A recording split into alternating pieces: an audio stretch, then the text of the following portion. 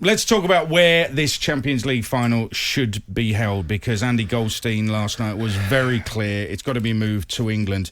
Do you know what? The problem I've got with this, and I appreciate we are in difficult times, and it varies from country to country. Obviously, we'll get into the Turkey situation in a moment, but the English are often accused of being arrogant, of being insular as well, and the very suggestion that because it's two English teams in the final, we should automatically move it to England proves that opinion, that bad opinion of the English, to be correct, sadly.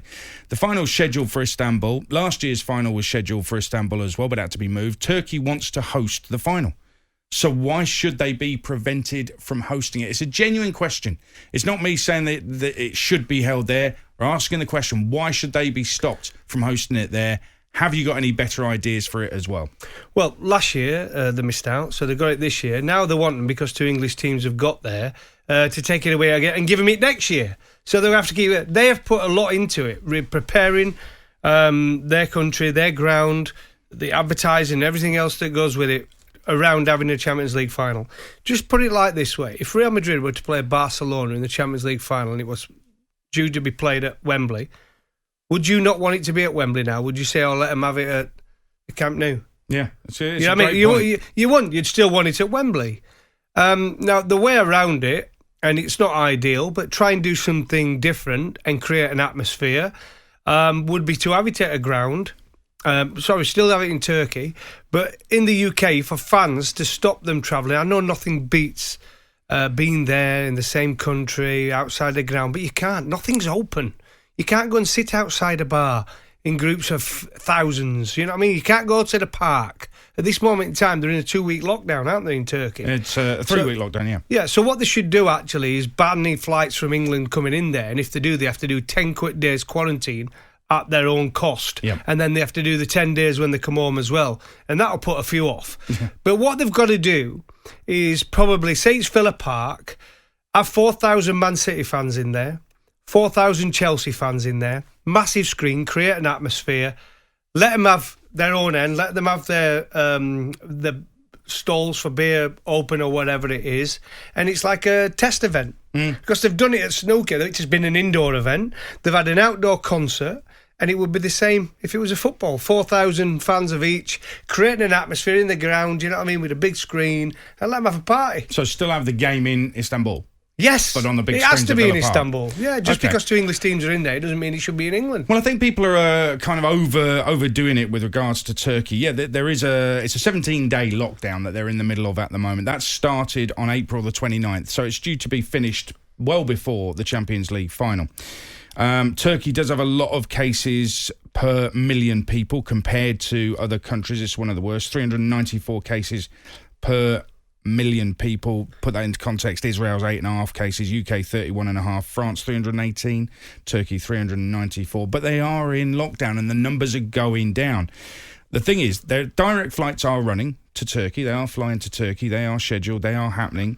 It's okay to travel there, but not for a holiday. Passengers have to show a negative test taken within 72 hours of departure and have to wear a mask in flight and at the airport, both ends as well.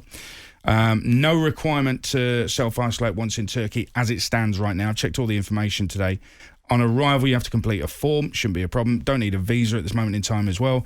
I think the thing that people are missing is that it looks like Chelsea and City will get 4,000 tickets each for this final. And as long as each club puts on the transport to go to Istanbul and all fans abide by that, then I can't see what the problem is. Boris has even said that some foreign travel could open up 17th of May.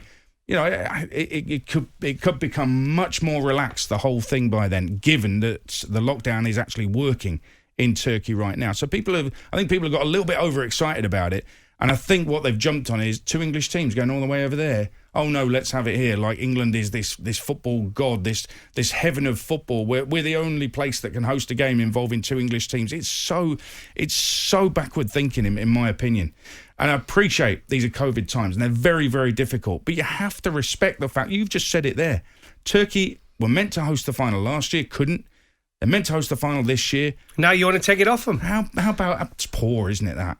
poor to even think I that. think it is. I think it is. I understand the fans' disappointment as well. They're just thinking, put it together, well, 2 English teams are in the final. Oh, let's forget about Turkey being awarded it, which is an honour in itself to, do you know what I mean, to get awarded the Champions League final. Let's take it off them now. Let the English have the final. Let one of our grounds host it because it's 2 English teams. Perhaps you might have a situation where Manchester City and Chelsea want the all experience as well. They play all the grounds in England. They play at Wembley. Perhaps they want to go to a different ground. They want to experience a Champions League final. They want to travel as a team, and it'd be something special. I agree with that, and it's we've got to just bear in mind what this means to all parties that are involved. And let's have a look at us as a football nation as well. We have just contributed half the teams to this European Super League. We're massively at fault for that as a football nation. Yes, it's those clubs, and the fans showed their distaste for what was going on, and those protests worked. But these clubs, they do represent, whether we like it or not, they represent English football.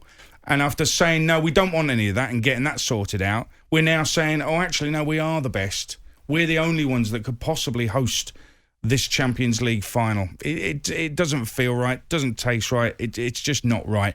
Anybody got any better ideas? I do like your idea. Anybody got any ideas? 08717 223344.